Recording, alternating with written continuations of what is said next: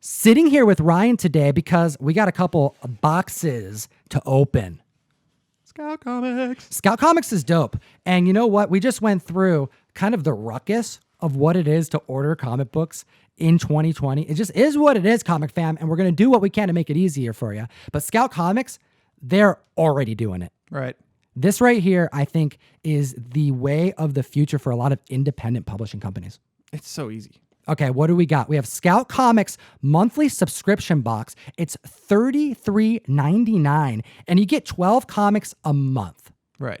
And you get the titles that they released that month. No more having to figure out what you're going to order. You just get everything. This is like a select all checkbox next to Scout Comics. If you're, putting stuff on your pull list and you just want some Scout books, here you go. This is the Scout Comics.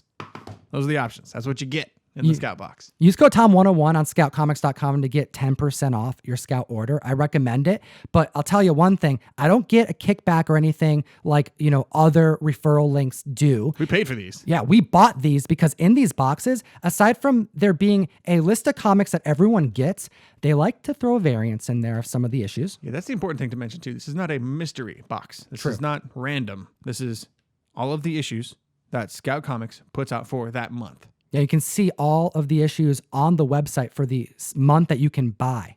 So yeah, it's a different kind of subscription box. But there is a level of mystery because sometimes in this box, they like to include variants, but Some they sketches, like the original art. Some goodies. That's pretty cool. So we're going to crack this box open and see what's inside, which we already did, but we're excited to bring it to the community because we read some books. We get to show you. All right, let's do it.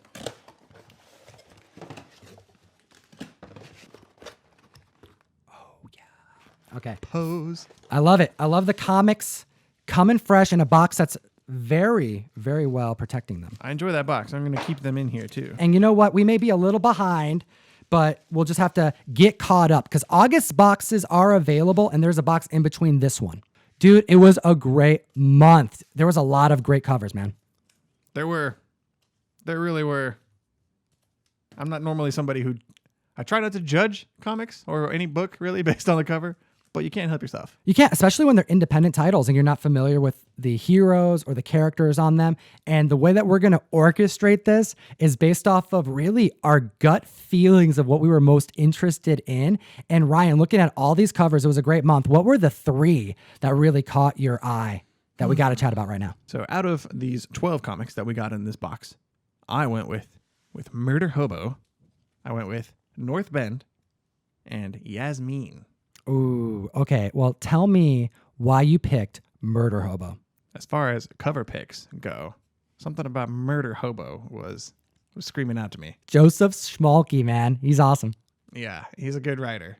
Jason Lynch was also the artist on this book. What about this cover made you stop in your tracks? First of all, while getting the assets for this particular segment, this is not the main cover. This was a variant. So it was the variant that drew my eye. I like the colors. I like how dark it is.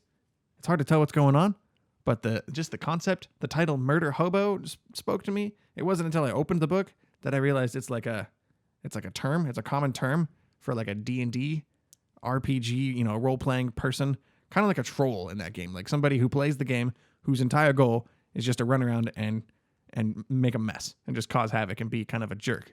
So it's a comic about a group of D&D role players, but one of them is just crazy. It's crazy. It's really weird. It's funny. It feels like a trippy. I know there actually is a Rick and Morty Dungeons and Dragons comic, and I imagine this feels a lot like that. I even got that vibe from the art style. It feels like an adult animation, like a cartoon. This feels a lot like a cartoon. Is a really good way to describe it. Actually, it was a very pleasant surprise, especially because Murder Hobo. I was expecting a serial killing homeless person. That's not what happened. That's not at all what this is about. Ooh, maybe idea that you should trademark. There we go. All right. Well, Murder Hobo is definitely one that I was excited about. This month, the cover that dude, I've been so pumped for this issue and seeing it in my hands in person. The creature of the Loggerhead, the legendary Loggerhead creature on cover it's just popping, dude. This story is so sick, and it's written by Brian Silverbacks. He actually drew it as well. That's another variant actually too. Brian actually did the variant cover as well, and I was stoked to get it.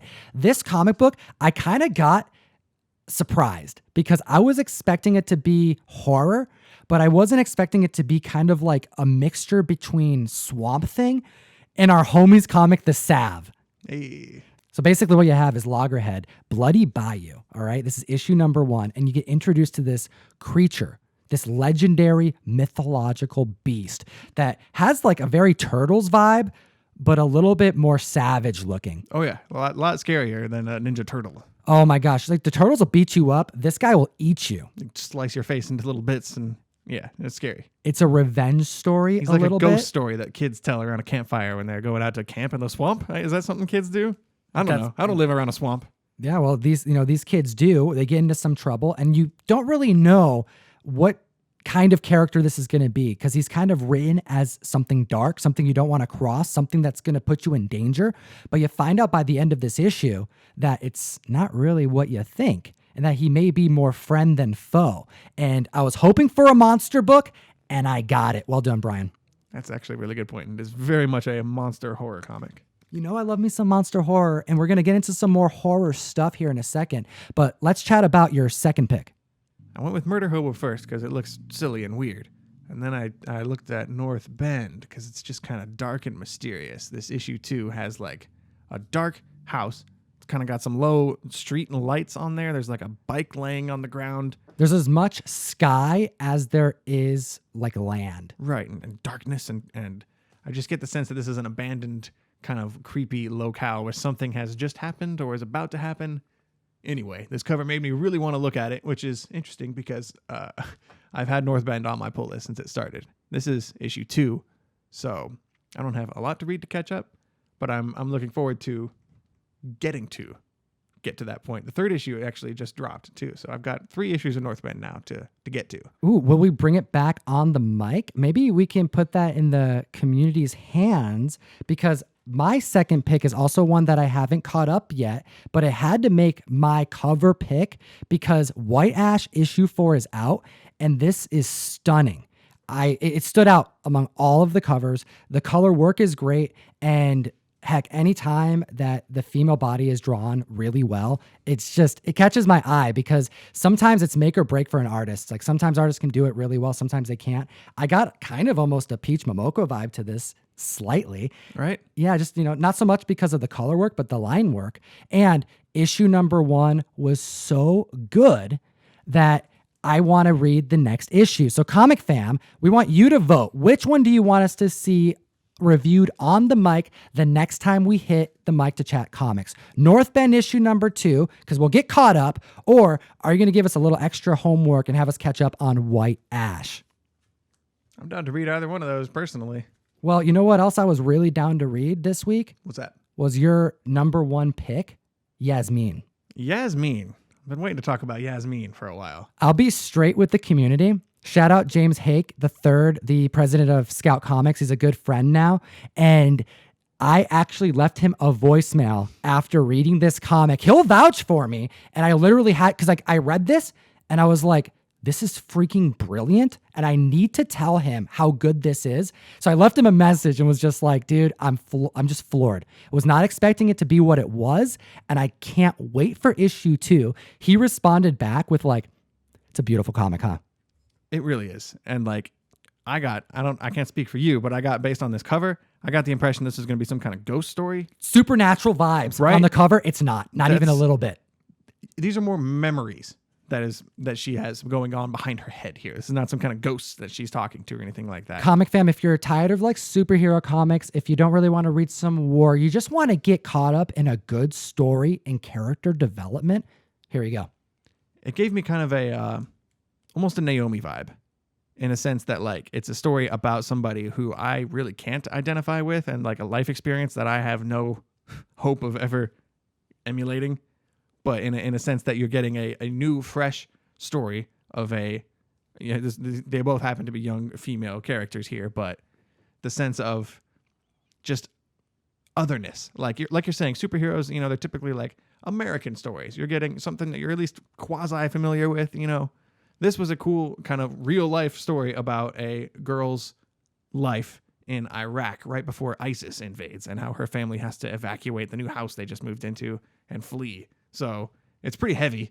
There's a lot of real life subjects and topics in here, but that's why it kind of drew me in the first place. And it's handled really well. It's written really well. It's drawn really well, and it's not preachy, I want to say. Like, I feel like a book like this could really, really come a little too strong and just kind of turn you off in a way. But something about the way this is handled, it really draws you in, and you're kind of like, you're really worried for her. This is a stressful scenario that she finds herself in. Yeah, you're stressed about her past because you're getting a timeline about where she came from. That's the other part.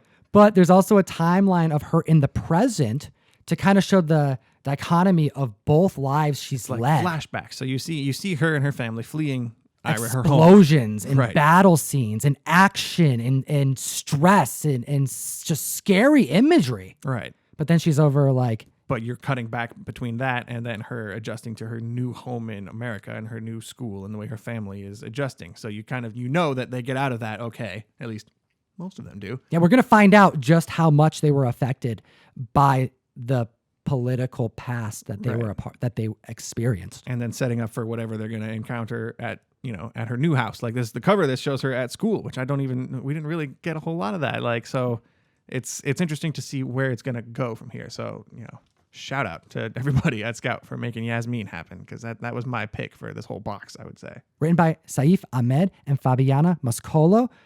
This team right here is onto some big things. And my pick of the month, for real, did you have any doubt? When I was reading this book, I knew. Like, I got a couple pages into it, and I'm just like, Tom's going to say something about this. I don't know what, I don't know where, but Tom's going to talk about this book because this is a Tom book with capital letters. Written by Brenton Lengel in Hyendo Park. We have Snow White Zombie Apocalypse. It's literally what it sounds like. It's a one-shot. So you're getting a lot of extra pages in this one issue. This so is I'm a the big biggest fan of book that. in here, I think, right? This one's heavier than all the other ones. Dude, I was just dying. It is funny. It's fun. It's fun. a cool story. All right, we have Snow White in the zombie apocalypse. And this is a zombie apocalypse where those infected basically start to mutate, and then they like turn into like this creature, and then there's like their inner being gets burst out from within them. So there's just like hybrid humanoids, and it's freaking gory. There's cool ideas in here, and it's a creepy mix of... My favorite aspect of this book was how it mixed two genres that I'm personally sick of. It took the adult fairy tale kind of genre, and it took the zombie apocalypse genre and smashed them together. So you get like zombies running around with Snow White and Rapunzel and Prince Charming. So there's kind of a cool exploration of both of those. Snow White is asleep, and she has to be woken up by Prince Charming. After being kissed by Prince Charming, she asks, where are her friends? Where are the dwarves? And she gets the response that makes this my pick of the week. My favorite panel of all the Scout comics sitting in front of me. She gets the worst response ever. Oh, you've been asleep for 28 days. Oh, they're all dead. It's 28 days later, he says. Yes, in dude. bold letters, just to draw, just to make it a little more clear. 28 days later, Snow White, what's going on? And then, of course, you see just like this 2-page spread of just dwarves being slaughtered. Just zombie dwarves. Oh my gosh. Zombie dwarves, comic fam. Hit the like button. You got to read this comic book. And also in this pile, we have an Ashcan.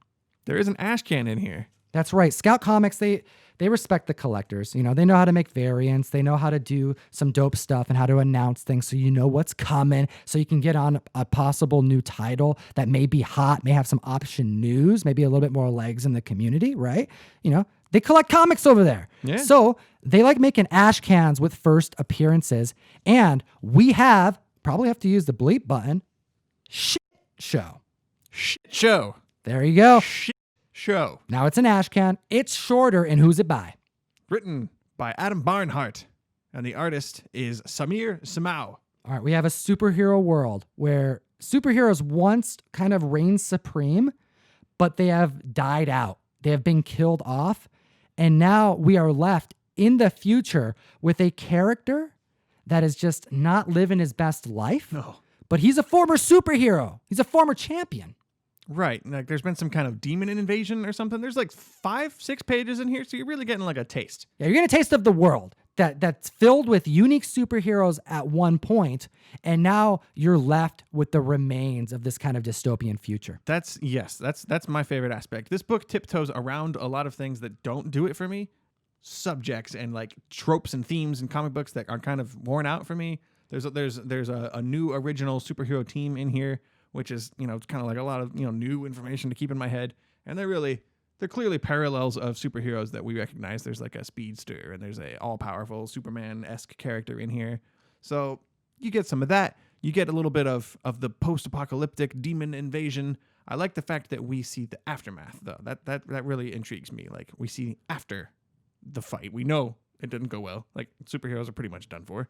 And then you also have kind of almost like an addiction metaphor going on with this main character here who is on the cover just chugging a beer. So that alone lets you know what you're kind of getting into. This guy's going to have some issues, and I'm very much looking forward to seeing how we peel back the layers and see what his life used to be like. Yeah, I'm excited to read about more issues of this book. If this was not an Ashcan and this was a full issue 1, I think I would have responded a little more favorably to it, because you get just a little tasty taste, like a full Ryan's exposure still to this hungry, world. is what you're hearing This is my right first now. Ashcan too, by the way. So like, it's my first taste of like, wait, this is it. It's over already. Oh, that's right. It's thin. It's a smaller comic. Well, I like comics where there's a lot to look at. That's Yeah. definitely one of the things I'll give to this comic here. I liked the art. The art, there's like, you kind of get lost, and it's really enjoyable because you're trying to find those parallels, as you said, to mainstream comic superhero tales. So you're kind of seeing like, oh, it's kind of an homage to this. Oh, this fighting style, shout out to some Kirby action shots, So I'm feeling the superhero vibe of this run, because there's not a whole lot of superhero stuff in this pile. So we're going to be keeping an eye on this run. Not in this month's box, at least. Not a lot of superhero stuff, which is kind of for me, kind of refreshing. There was one title in this pile that we called each other after we did our reading and said, yo, we got to chat about this book on the mic because we fell in love with it. This was a cool box, but we got to talk about this book. It eats what feeds it, man. I freaking love this comic book. And it's not just because I did a Ben Templesmith exclusive. I didn't even read it back then. I feel like I've said that several times in Doesn't matter. this video. There's a lot of comics to read, and we're getting caught up. Comic Fam, hit the subscribe button. We're going to be doing more ongoing reading content. But I read this book now. The sexual tension, my man. That's the first thing that we both pointed out to each other. It is strong in Yes. these pages, dude. Yes, it is. I freaking love this book, man. I can't wait. There's only 3 issues, and the 3rd one comes out this month. We're on number 1. Look out for our coverage of, I'm assuming, issue 2 in the next box we cover. Right? But issue number 1, it's a very simple story. It is. It's really just this what, teenager, right? He's a Young kid. adult. Yeah. Yeah. He's going. He's got to be a bit more adult with how this where this is going. Where this is going a bit, yeah. Right. Where I think it's going. I think that's why I like this so much. I have no idea what's going on. Correct. And like the way the book ends, it's like, oh, okay. Yeah, I gotta read the next issue. Where is this going? So It Eats What Feeds It is written by Max Haven and Aaron Crow, with art by Gabriel Ayumazark. Fantastic art in this comic book. It's almost simple, but it's not. It's so purposefully done to make you just kind of get lost in the pages, but it's beautiful. It's covered in fog. A lot of stuff is obscured. For a reason. Yes. It's really cool. It stands out, and it's useful to the story.